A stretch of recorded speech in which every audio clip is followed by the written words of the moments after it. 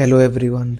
तो मेरे पिछले वाले वीडियो में मैंने जैसे bank PO versus SSC CGL के बारे में बात किया था, इस वीडियो में मैं बात करूंगा banking sector versus insurance sector.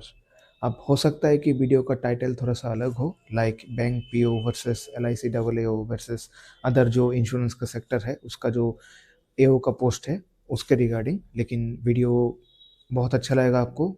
तो वीडियो बेसिकली 3 पार्ट में आएगा। जैसे पहले भी पिछले वाले वीडियो आया था कि salary, growth and work life balance, तो इसमें भी 3 पार्ट में आएगा, लेकिन इस पे काफ़ी सारे स्टेप्स होंगे। तो एक-एक करके स्टेप्स आपको समझाते जाता हूँ कि क्या-क्या होता है। तो पहले बात करते हैं कि क्या होता है। जैसे बैंक पीओ तो आपको पता चल चुका है कि एसबीआई पीओ है, IBPS PO and RRB PO का अलग-अलग 6 कैटेगरी के एग्ज़ाम्स होते हैं। बैंकिंग रिलेटेड अगर बात करूँ, उस पे अगर आरबीआई अगर जोड़ते हैं तो आरबीआई के भी एग्ज़ाम्स हो जाते हैं। एंड अब एलआईसी का सेक्शन का बात करूँ, बेसिकली एलआईसी होता है लाइफ इंश्योरेंस कंपनी जो 100% ओन गवर्नमेंट कंपनीज़ है। तो उसमें भी आपका different different type of post निकलता है, पोस्ट्स निकलते हैं। जैसे एलआईसी डबल ए हो गया, फिर एलआईसी असिस्टेंट हो गया, फिर एलआईसी एडीओ का भी पोस्ट निकलता है। तो लास्ट ईयर जैसे मिड जून जुलाई शायद उस पे आपका एलआईसी डबल ए का पोस्ट लास्ट टाइम निकला था। मेंस भी हो चुका है उसका। अभी फाइनल रिजल्ट मुझे अभी पता नहीं आया है कि नहीं। जैसे और फिर अगर बाकी अदर इंश्योरेंस सेक्टर की बात करूँ, उस पे काफ़ी सारे लंबा चौड़ा लिस्ट आते हैं। जैसे आपका एनआईएसीएल आ गया, एनआईसीएल हुआ है, फिर ईयूआईआईसी है, ओआईसीएल भी है।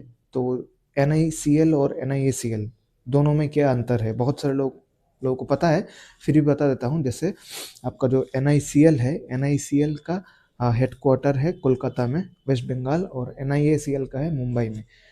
जैसे दोनों ही आपका इंश्योरेंस कंपनी है।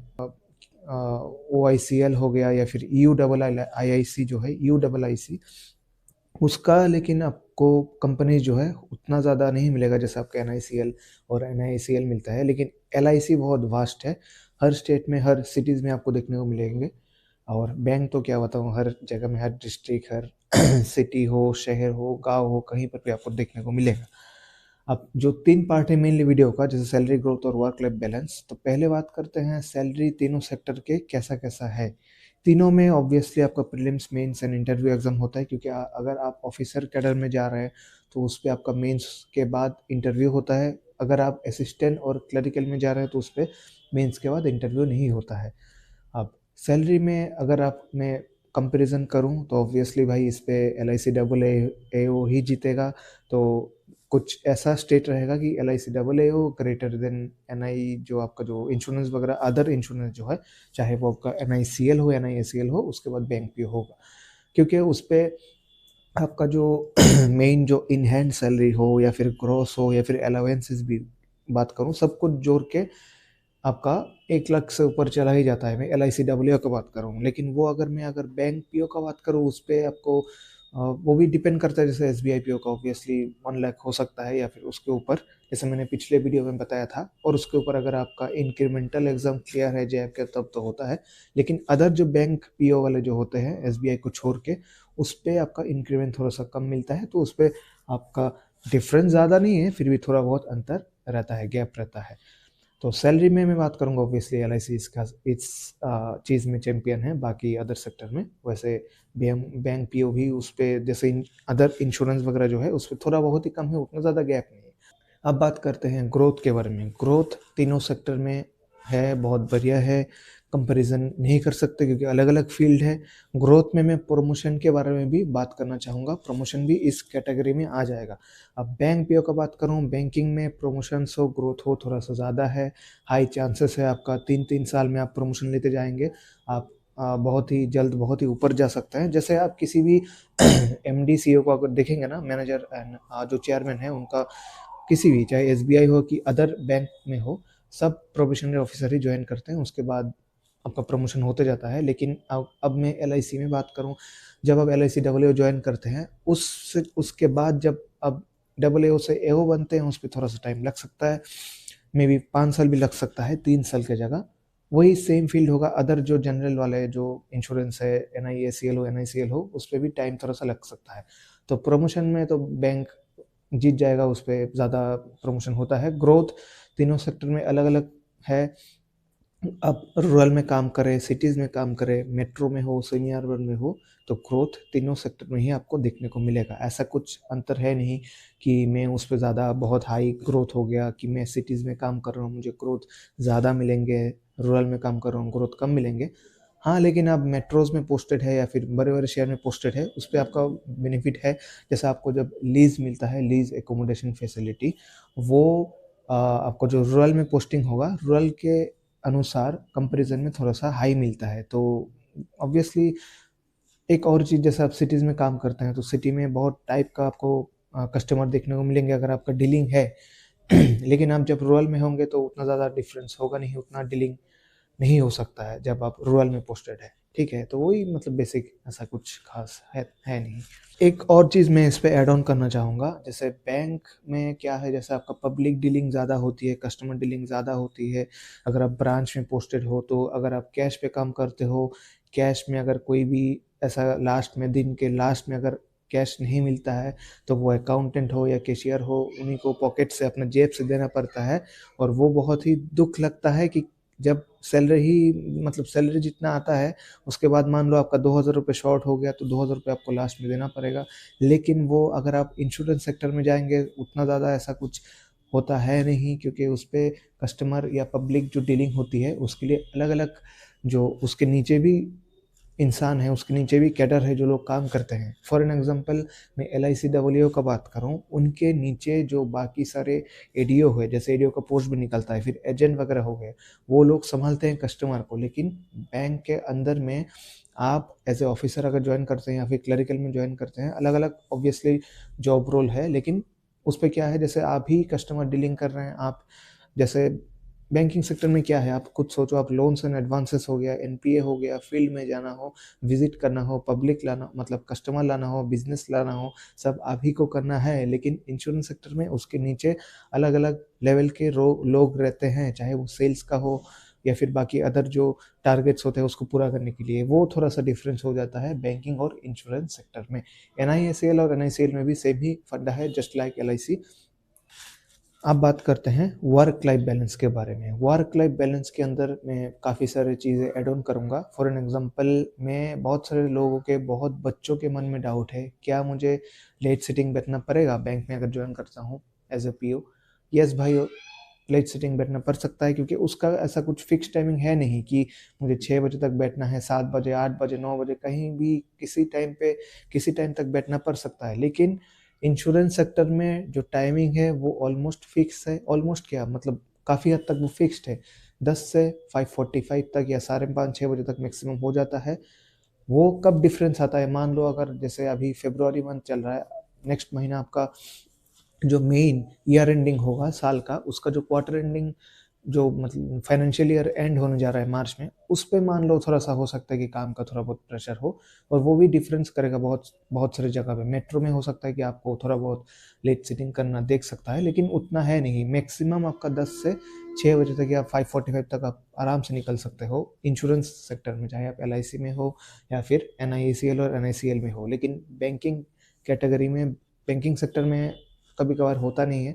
सिटी में तो बिल्कुल भी पॉसिबल नहीं है। रूरल में फिर भी आप कह सकते हो, जैसे मेरे आप कल वाला आप शॉर्ट्स तो देखेंगे, मैं जल्दी हो गया था काम, तो निपटा के हम लोग निकल गए थे। तो वो कभी-कभार होता नहीं है। ठीक है, मैं मानता हूँ रूरल में जहाँ पोस्टिंग है बैंकिंग फील्ड में, उस पे आप 5 साढ़े 5 बजे निकल सकते हैं डे एंड करके, लेकिन वो सिटीज़ में मोस्ट प्रोबेबली पॉसिबल होता नहीं है। लेकिन उस पे काफ़ी सारे काम भी रहते हैं, काफ़ी सारे टारगेट्स भी आते हैं, आपको पूरा करना पड़ता है। रूरल में भी आता है, लेकिन सिटी के कंपैरिज़न में उतना ज़्यादा नहीं आता है।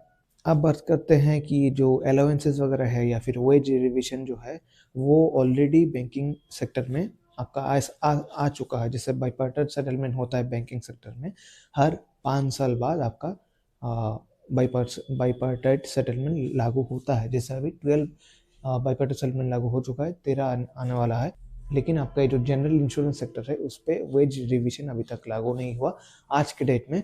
LIC में वो रिजर्वेशन डन हो चुका है, लेकिन जनरल उस पर आपका अभी तक आया नहीं। तो आने वाले टाइम पे डेफिनेटली हम लोग उम्मीद कर सकते हैं वो आ जाएगा। एंड वो अगर आपका जुड़ जाए तो डेफिनेटली NIACL हो NICL हो, दोनों का सैलरी बहुत अच्छा चला जाएगा। तो फील्ड अलग अलग है, एग्ज़ाम पैटर्न लेकिन एक है, क्योंकि उसमें प्री आता है, मेंस आता है। लेकिन एक और चीज़, जैसे इंश्योरेंस सेक्टर में जो मेंस होता है उस पे इंश्योरेंस अवेयरनेस भी जुड़ता है, चाहे वो स्पेशली LIC में तो है ही, क्योंकि LIC आपका असिस्टेंट जो है या फिर LIC AA हो उस पे इंश्योरेंस अवेयरनेस आता है। इंश्योरेंस अवेयरनेस अलग से पढ़ना पड़ता है। मुझे अभी भी बहुत वो सोचने में बुरा लगता है। वैसे अभी बुरा लगना क्या है, अभी तो प्रमोशन होके निकल ही गया, प्रमोटेड हो चुका हूँ। 2019 पे जब LIC असिस्टेंट का वैकेंसी निकला था, उस टाइम पे ऐसा था कि 2019-20 पीक टाइम था प्रिपरेशन का मेरा, कि उस पे जो भी एग्ज़ाम आता था मैं देता था, चाहे वो NICL हो या फिर LIC हो या फिर बैंकिंग सेक्टर हो। लेकिन उस पे जब मेरा LIC असिस्टेंट का प्री निकला था और मेंस जब देने गए, मुझे उतना ज़्यादा मैं रिसर्च भी नहीं किया था कि उस पे इंश्योरेंस अवेयरनेस भी करके कुछ होता है। और मैं अभी मेरे पास फ़ोन तो दूसरा है, वो पुराना फ़ोन में फ़ोटो था, नहीं तो मैं आपको शो कर सकता था वो फ़ोटो, कि मेरा टोटल जो ओवरऑल कट ऑफ है वो निकल चुका था, लेकिन इंश्योरेंस अवेयरनेस मेरा रुक गया था। उसका जो सेक्शनल कट ऑफ है वो मेरे मतलब इंश्योरेंस अवेयरनेस का सेक्शनल नहीं निकला था। अगर वो निकलता तो मैं आज के टाइम में, भगवान चाहे तो मैं अभी LIC में ही होता, एज ए असिस्टेंट में ज्वाइन करता, क्योंकि मेरा ओवरऑल कट ऑफ निकल गया था। लेकिन उस पर मेरा इंश्योरेंस अवेयरनेस का जो सेक्शनल कट ऑफ है वो नहीं निकला था। तो चलिए कोई बात नहीं, लेकिन इंश्योरेंस अवेयरनेस आपको अलग से पढ़ना पड़ता है मेंस के लिए। वर्क लाइफ बैलेंस का मेन फंडा वही है कि आपको फिक्स टाइमिंग बैंकिंग सेक्टर में देखने को नहीं मिलता है, चाहे वो 5 हो, 6 हो, 7, 8 कुछ भी बच सकता है। टारगेट बेस्ड है, वर्क प्रेशर रहेगा। लेकिन अगर आप LIC में ज्वाइन करते हैं या फिर अदर जो इंश्योरेंस सेक्टर है उस पर आप ज्वाइन करेंगे, उस पर वर्क लाइफ स्टाइल या फिर वर्क लाइफ बैलेंस थोड़ा सा कंपेरिजन करूंगा बैंकिंग सेक्टर से अच्छा है, क्योंकि उस पर आपका अच्छा है इन द सेंस क्या, उसके नीचे लोग हैं काम करने में, लेकिन बैंकिंग सेक्टर में आप ही को आपको खुद ऐसे एज ए ऑफिसर आपको करना पड़ता है। लास्ट में मैं यही बताना पसंद करूँगा, जो 5 डेज बैंकिंग है वो ऑलरेडी उसके रिगार्डिंग ऑलरेडी आप देख चुके हैं कि लास्ट वीक में उसका 5 डेज बैंकिंग के लिए बैंकर्स लोग स्ट्राइक किए हैं। अब देखते हैं, उम्मीद करता हूँ हो जाए तो बहुत अच्छी बात है।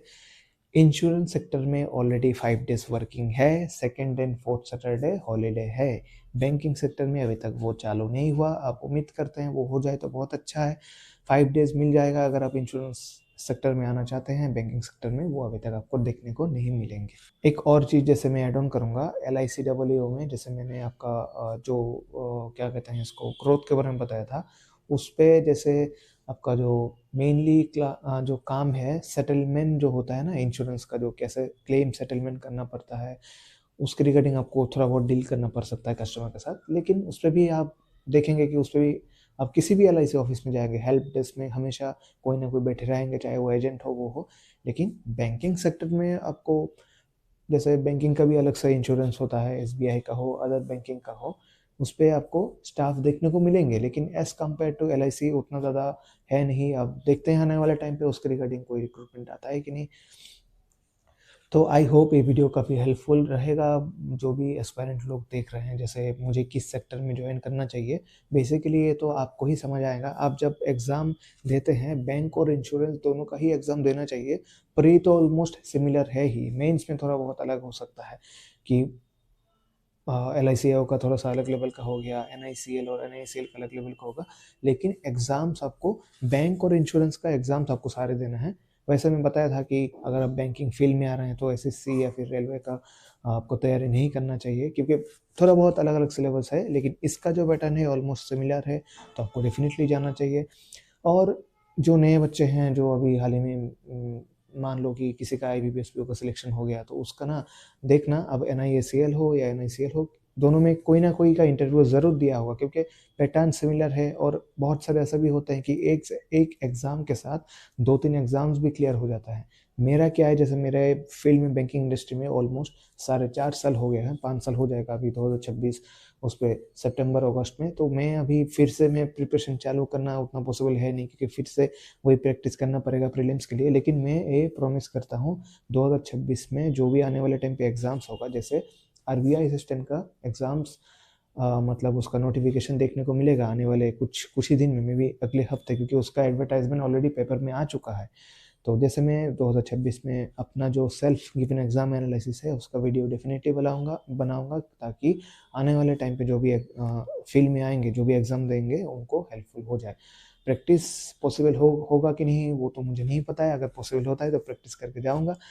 तो मिलते हैं अगले वीडियो पे। एंड अगला वीडियो किस टॉपिक में लाऊं वो भी बता दीजिएगा। वैसे मेरा जो 6 मंथ हो चुका है बैंकिंग फील्ड में एज ऑफिसर, तो उसका भी मैं वीडियो बहुत ही जल्द लाऊंगा। मिलते हैं अगले वीडियो में। Take care and good night.